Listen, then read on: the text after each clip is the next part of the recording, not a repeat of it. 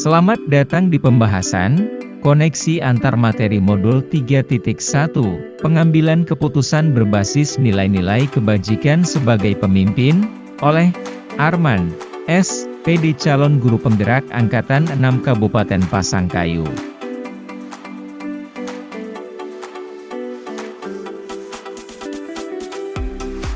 Pedoman penulisan koneksi antar materi.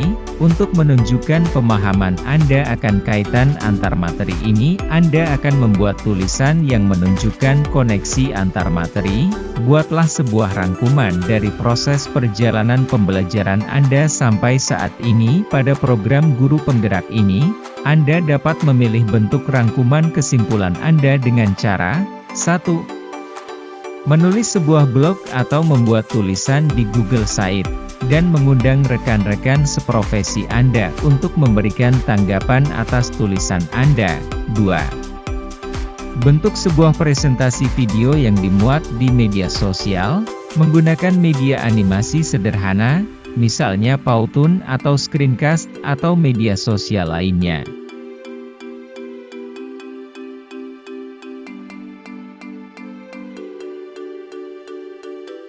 Pendahuluan, dalam menyajikan materi koneksi antar materi modul 3.1, saya memilih bentuk sebuah presentasi video yang dimuat di media sosial khususnya YouTube dan Facebook. Saya meyakini bahwa konten video lebih mudah terdistribusi dibanding media lainnya. Hal tersebut disebabkan media video tidak memerlukan waktu khusus untuk membacanya. Konten video juga cenderung diminati oleh semua kalangan.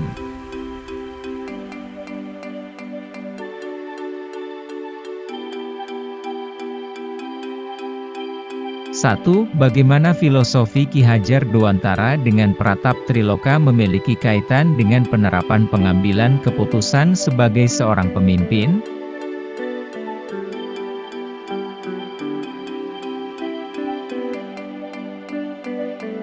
Filosofi Pratap Triloka Ki Hajar Dewantara yang dikenal dengan Ing Ngarso Sungtulodo, Ing Madyo Mangunkarso, dan Tutwuri Handayani, menjadi sangat relevan untuk menjadi landasan dalam pengambilan keputusan yang bertanggung jawab, berdasarkan nilai-nilai kebajikan dan berpihak pada murid.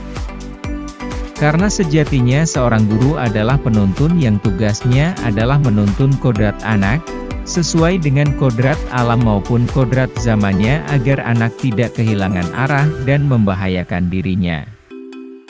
Makna kata penuntun dapat dipahami sebagai pemimpin pembelajaran yang berpusat pada murid.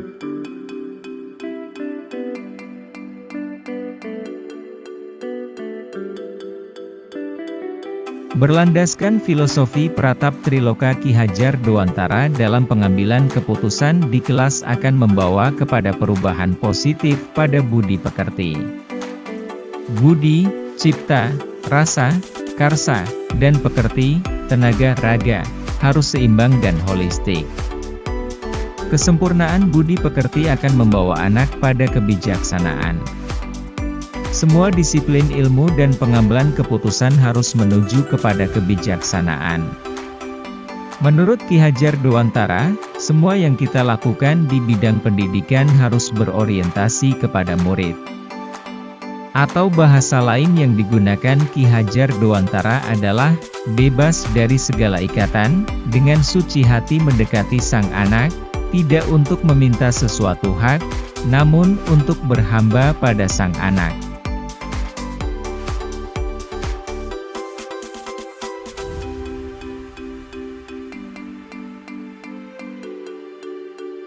Pengambilan keputusan yang dilakukan guru dalam proses pembelajaran di kelas yang berpihak dan memerdekakan murid akan menjadi contoh dan teladan bagi murid-murid untuk mulai berani mengambil keputusan-keputusan yang sesuai dengan pilihannya sendiri tanpa paksaan dan campur tangan orang lain.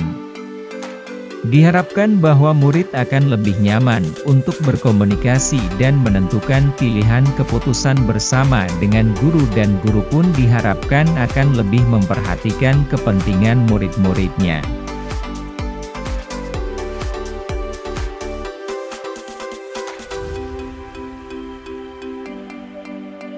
2. Bagaimana nilai-nilai yang tertanam dalam diri kita, berpengaruh kepada prinsip-prinsip yang kita ambil dalam pengambilan suatu keputusan.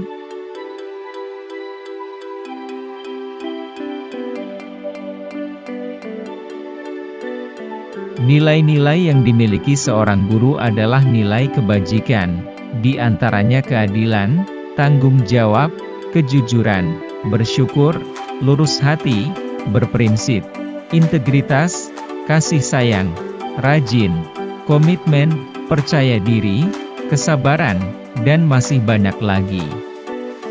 Mengajarkan nilai-nilai kebajikan merupakan hal kunci yang perlu diajarkan kepada murid-murid kita. Sebagai calon guru penggerak, tentunya ada beberapa nilai yang harus dipegang seperti nilai mandiri, reflektif, kolaboratif, inovatif dan berpihak pada murid.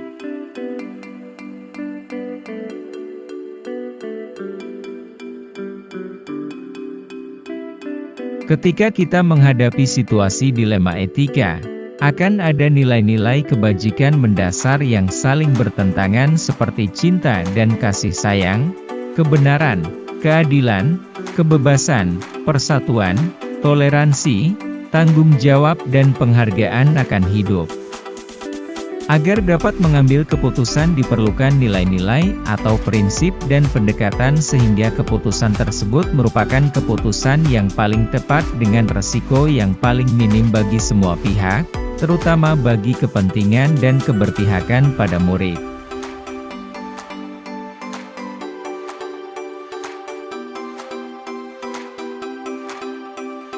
Tiga, bagaimana materi pengambilan keputusan berkaitan dengan kegiatan, coaching, bimbingan, yang diberikan pendamping atau fasilitator dalam perjalanan proses pembelajaran kita, terutama dalam pengujian pengambilan keputusan yang telah kita ambil? Apakah pengambilan keputusan tersebut telah efektif? Masihkah ada pertanyaan-pertanyaan dalam diri kita atas pengambilan keputusan tersebut? Hal-hal ini tentunya bisa dibantu oleh sesi coaching yang telah dibahas pada sebelumnya.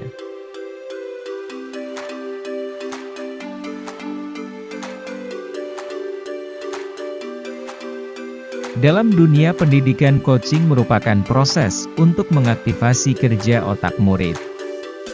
Pertanyaan-pertanyaan reflektif yang diberikan coach dapat membuat murid melakukan metakognisi untuk mengambil keputusan dengan memilih sendiri alternatif atau solusi dari permasalahan yang dihadapinya tanpa paksaan dan campur tangan orang lain. Proses coaching dilakukan sebagai pendampingan bagi coachee dalam menemukan solusi dan menggali potensi yang ada dalam diri, yang kemudian dituangkan dalam sebuah tindakan sebagai bentuk tanggung jawab, alur tirta. Meninjau kembali filosofi Ki Hajar Dewantara tentang peran utama guru, pamong, pedagog, maka memahami pendekatan coaching menjadi selaras dengan sistem Among sebagai salah satu pendekatan yang memiliki kekuatan untuk menuntun kekuatan kodrat anak atau murid.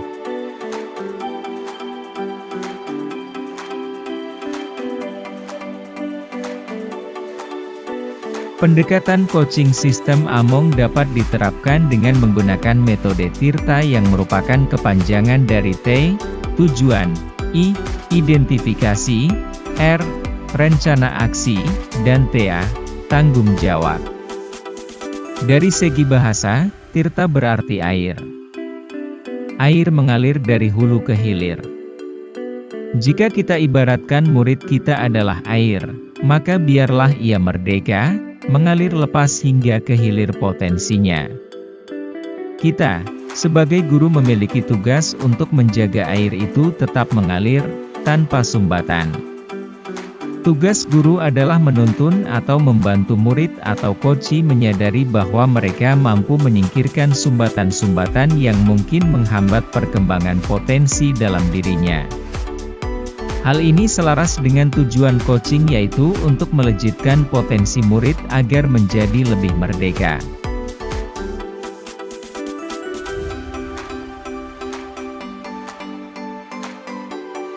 Pendekatan coaching model Tirta menjadi selaras jika disandingkan dengan 9 langkah pengambilan dan pengujian keputusan yang bertanggung jawab dan berpihak pada anak. Keterampilan coaching akan membantu dengan mengajukan pertanyaan-pertanyaan untuk memprediksi hasil dan melihat berbagai opsi sehingga dapat mengambil keputusan dengan tepat. Dalam proses coaching, seorang coach menuntun agar coachee dapat menggali, memetakan situasinya sehingga menghasilkan pemikiran atau ide-ide baru atas situasi yang sedang dihadapi. Proses coaching menekankan pada proses inquiry, yaitu kekuatan pertanyaan, atau proses bertanya yang muncul dalam dialog saat coaching. Pertanyaan efektif mengaktifkan kemampuan berpikir murid dan menemukan jawaban atas situasi yang mereka hadapi dan jalani.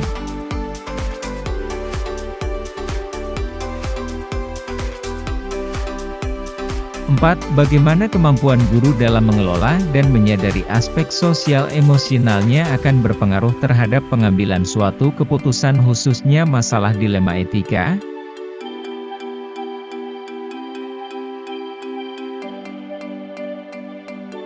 Agar pengambilan keputusan dapat dilakukan dengan tepat diperlukan kompetensi kesadaran diri, self-awareness, pengelolaan diri, self-management, kesadaran sosial, social awareness, dan keterampilan berhubungan sosial, relationship skills. Pengambilan keputusan yang bertanggung jawab adalah kemampuan seseorang untuk membuat pilihan-pilihan yang konstruktif terkait dengan perilaku pribadi serta interaksi sosial mereka berdasarkan standar etika, pertimbangan keamanan dan keselamatan, serta norma sosial.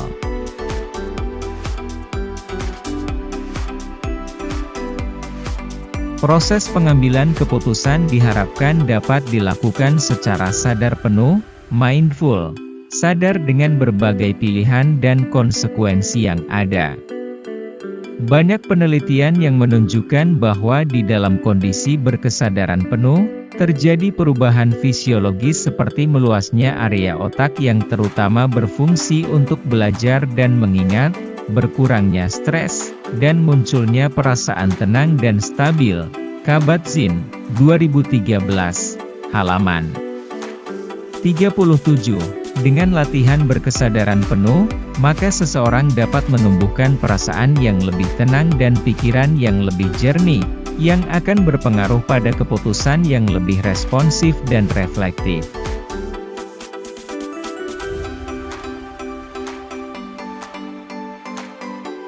5. Bagaimana pembahasan studi kasus yang fokus pada masalah moral atau etika kembali kepada nilai-nilai yang dianut seorang pendidik.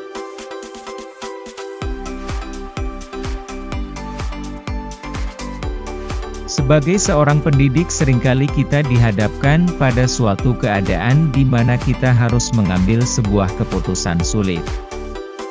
Namun, perlu kita ketahui bahwa tidak semua keputusan sulit tersebut merupakan dilema etika. Ada kalanya itu lebih berupa bujukan moral. Etika terkait dengan karsa karena manusia memiliki kesadaran moral. Akal dan moral, dua dimensi manusia yang saling berkaitan. Etika terkait dengan karsa karena manusia memiliki kesadaran moral. Rukianti, Liter, Andriani, Haryat Moko, Etika Pendidikan, halaman 43.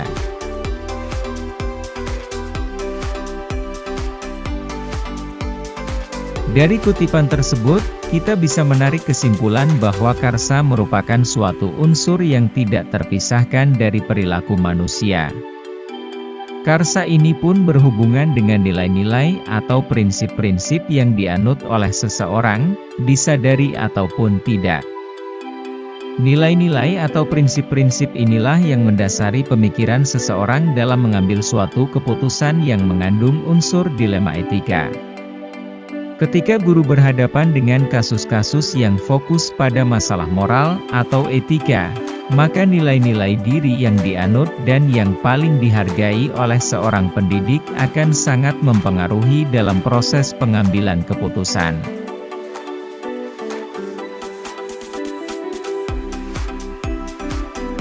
Selama ini pada saat mengambil keputusan, landasan pemikiran kita memiliki kecenderungan pada prinsip 1. Melakukan demi kebaikan orang banyak. 2. Menjunjung tinggi prinsip-prinsip, nilai-nilai dalam diri kita. 3. Melakukan apa yang Anda harapkan orang lain akan lakukan kepada diri Anda. Etika tentunya bersifat relatif dan bergantung pada kondisi dan situasi, dan tidak ada aturan baku yang berlaku.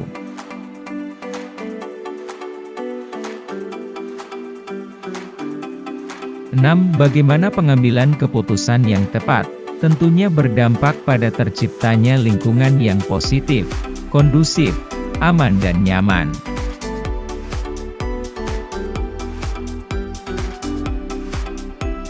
Setiap keputusan yang kita ambil akan ada konsekuensi yang mengikutinya, dan oleh sebab itu setiap keputusan perlu berdasarkan pada rasa tanggung jawab, nilai-nilai kebajikan universal dan berpihak pada murid.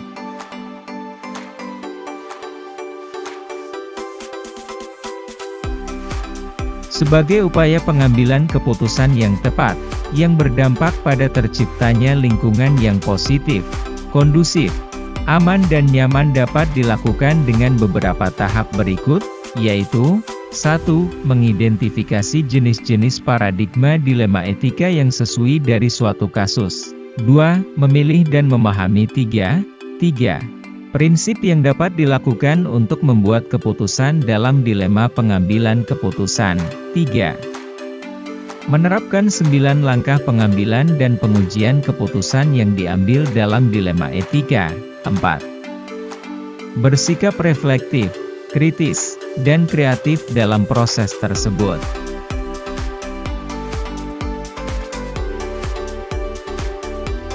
7. Apakah tantangan-tantangan di lingkungan Anda untuk dapat menjalankan pengambilan keputusan terhadap kasus-kasus dilema etika ini? Adakah kaitannya dengan perubahan paradigma di lingkungan Anda?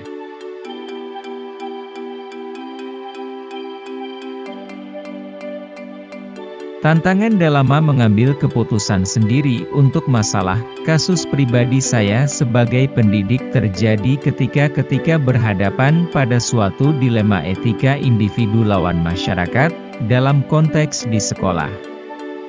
Kecenderungan pendapat individu, kelompok kecil, akan terpatahkan oleh masyarakat, kelompok besar. Sebagai contoh, ketika kita sebagai guru penggerak harus mampu menahan diri ketika komunitas tidak memberikan respon positif terhadap ide-ide merdeka belajar. Sebagai individu yang telah menjalani pendidikan guru penggerak, saya senantiasa berusaha mengutamakan kepentingan murid, berdasarkan nilai-nilai kebajikan universal dan bertanggung jawab dalam mengambil keputusan kasus-kasus dilema etika.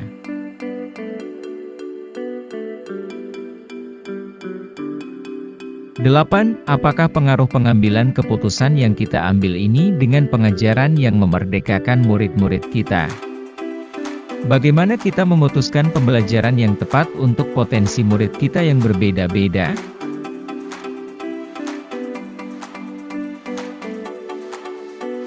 Beban dan amanah kepemimpinan adalah mengimbangi semua prioritas yang terpenting. Tugas saya dalam pendidikan adalah melakukan yang terbaik. Apa yang diinginkan kadang-kadang belum tentu itu yang terbaik. Dan untuk membuat perubahan, apalagi perubahan transformasional, pasti ada kritik. Sebelum mengambil keputusan, tanyakan, apakah yang kita lakukan berdampak pada peningkatan pembelajaran murid? Nadiem Makarim, 2020.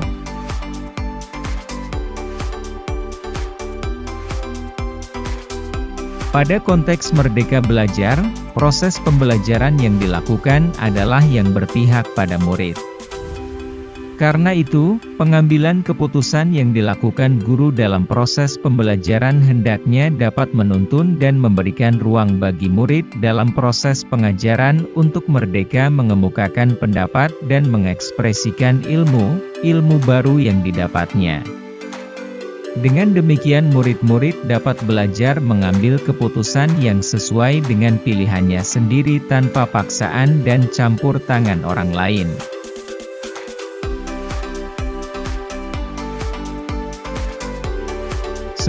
Bagaimana seorang pemimpin pembelajaran dalam mengambil keputusan dapat mempengaruhi kehidupan atau masa depan murid-muridnya?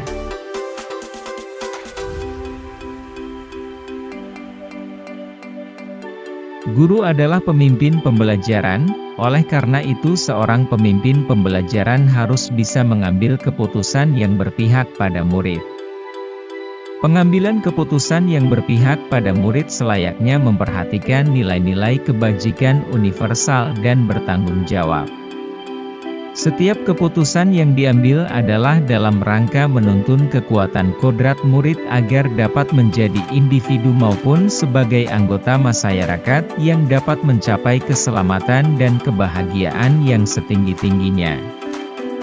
Murid terikat pada kodrat alam dan kodrat zaman, sehingga sebagai pemimpin pembelajaran maka seorang guru diharapkan mampu untuk menuntun murid mencapai kekuatan kodratnya agar dapat menjadi pemimpin dan teladan di masa yang akan datang baik di lingkungan keluarganya maupun di masyarakat.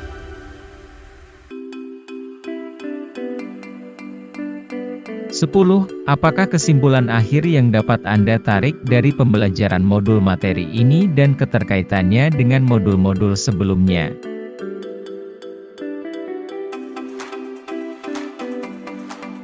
Guru sebagai pendidik yang peran utamanya adalah menuntun segala kodrat yang dimiliki oleh anak, baik kodrat alam maupun kodrat zamannya, agar anak meraih kemerdekaannya dalam belajar.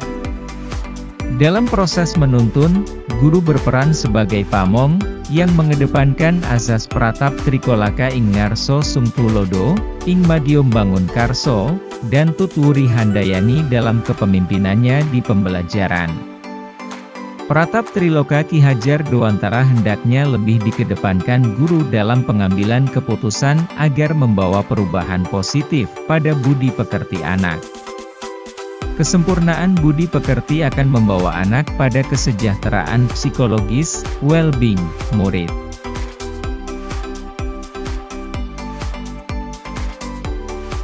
Nilai-nilai kebajikan dijadikan landasan agar setiap keputusan yang diambil oleh guru merupakan keputusan yang paling tepat dengan resiko yang paling minim bagi semua pihak, terutama bagi kepentingan dan keberpihakan pada murid kita.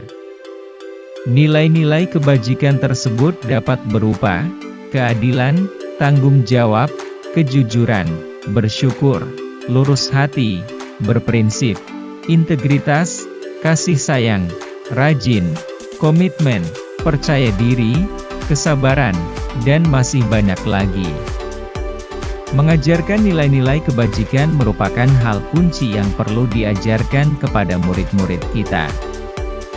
Selain itu terdapat nilai khusus bagi calon guru penggerak yang akan menjadi role model bagi murid yaitu, mandiri, reflektif, kolaboratif, inovatif dan berpihak pada murid, tentunya akan sangat mempengaruhi paradigma dan prinsip pengambilan keputusan seorang guru penggerak.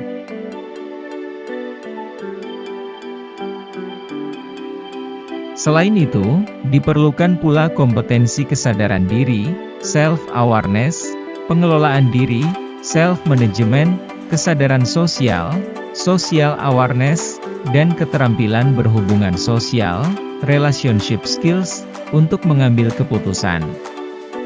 Pengambilan keputusan yang bertanggung jawab adalah kemampuan seseorang untuk membuat pilihan-pilihan yang konstruktif terkait dengan perilaku pribadi serta interaksi sosial mereka berdasarkan standar etika, pertimbangan keamanan dan keselamatan, serta norma sosial. Diharapkan proses pengambilan keputusan dapat dilakukan secara sadar penuh, mindful, sadar dengan berbagai pilihan dan konsekuensi yang ada.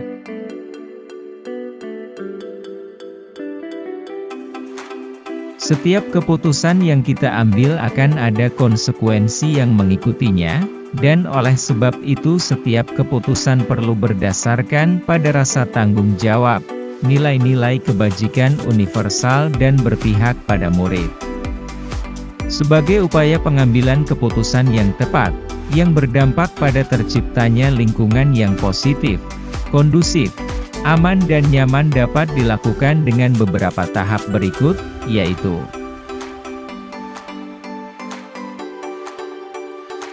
1. Mengidentifikasi jenis-jenis paradigma dilema etika yang sesuai dari suatu kasus. 2. Memilih dan memahami 3 prinsip yang dapat dilakukan untuk membuat keputusan dalam dilema pengambilan keputusan. 3. Menerapkan 9 langkah pengambilan dan pengujian keputusan yang diambil dalam dilema etika. 4. Bersikap reflektif, kritis, dan kreatif dalam proses tersebut.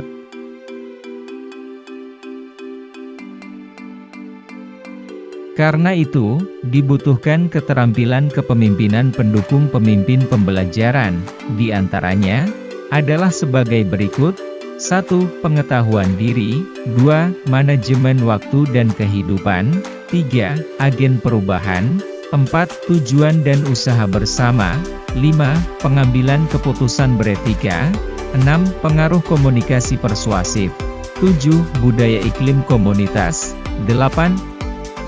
Transisi kepemimpinan dan perencanaan suksesi, 9. Arahan yang jelas dan tegas.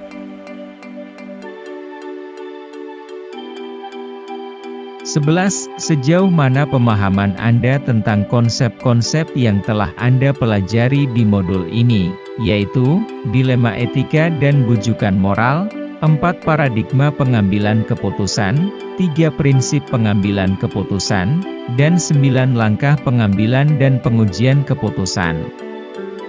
Adakah hal-hal yang menurut Anda di luar dugaan?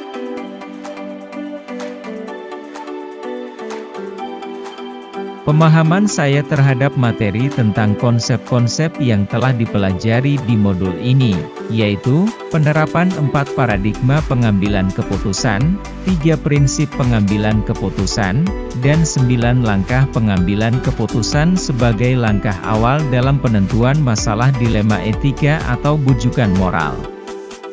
Sebuah kasus dikatakan dilema etika apabila benar lawan benar, sedangkan dikatakan bujukan moral apabila salah lawan benar. Hal-hal di luar dugaan saya. Apabila sebuah kasus sudah dipahami sebagai pelanggaran hukum, maka langkah-langkah pengambilan keputusan tidaklah perlu dilanjutkan karena hal itu sudah melewati uji legal, hukum, yang menyatakan kasus tersebut adalah benar lawan salah atau bujukan moral.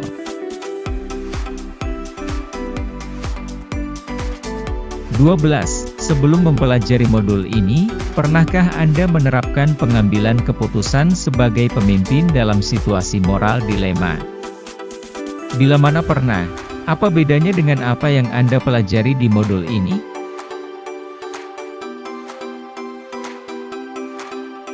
Sebelum mempelajari modul ini, saya pernah menerapkan pengambilan keputusan dalam situasi moral dilema. Perbedaannya adalah pada saat itu saya tidak mengetahui apakah kasus yang terjadi pada saya ini termasuk dilema etika ataukah bujukan moral. Saya pun belum mengetahui paradigma dan prinsip apa yang saya gunakan pada saat itu serta bagaimana langkah-langkah yang benar pada saat pengambilan keputusan. Saat ini mungkin situasinya berbeda karena saya telah memahami tentang paradigma dan prinsip apa yang akan saya gunakan serta bagaimana langkah-langkah yang benar dalam pengambilan keputusan sebagai pemimpin.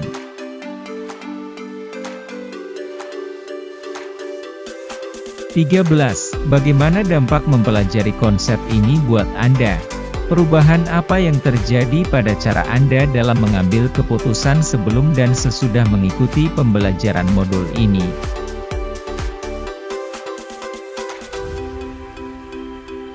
Setelah mempelajari modul ini, dampak yang saya rasakan adalah saat ini sebagai pemimpin pembelajaran telah mampu membedakan setiap kasus yang saya hadapi, baik itu termasuk dilema etika atau bujukan moral. Selanjutnya saya juga saat ini telah mampu menerapkan 4 paradigma, 3 prinsip dan 9 langkah dalam pengambilan keputusan. Sebagai seorang pemimpin pembelajaran, dalam mengambil keputusan tidak boleh hanya berpandangan bahwa kita memiliki otoritas dan dapat mengontrol murid secara penuh. Tetapi keputusan yang kita ambil harus berlandaskan pada nilai-nilai kebajikan, tanggung jawab, dan berpihak pada murid.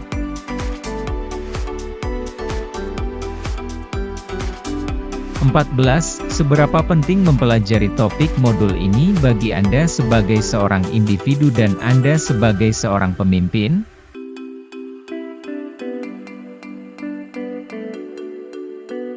Menurut pendapat saya, materi modul ini sangat bermanfaat. Materi dari modul ini sangat membantu saya dalam mempraktikkan pengambilan keputusan yang bertanggung jawab.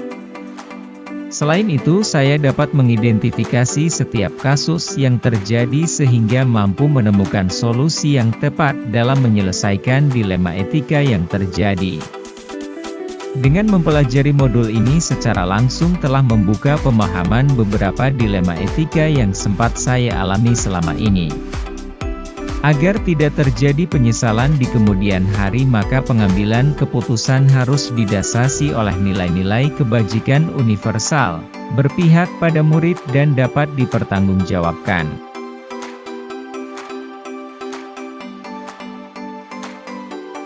Kesimpulan, keberhasilan seorang pemimpin dalam mengemban salah satu tugas tersulit, yaitu mengambil suatu keputusan yang mengandung unsur dilema etika atau bujukan moral. Keputusan-keputusan ini, secara langsung atau tidak langsung bisa menentukan arah dan tujuan institusi atau lembaga yang dipimpin. Ketika kita menghadapi situasi dilema etika, akan ada nilai-nilai kebajikan mendasari yang bertentangan seperti cinta dan kasih sayang, kebenaran, keadilan, kebebasan, persatuan, toleransi, tanggung jawab dan penghargaan akan hidup.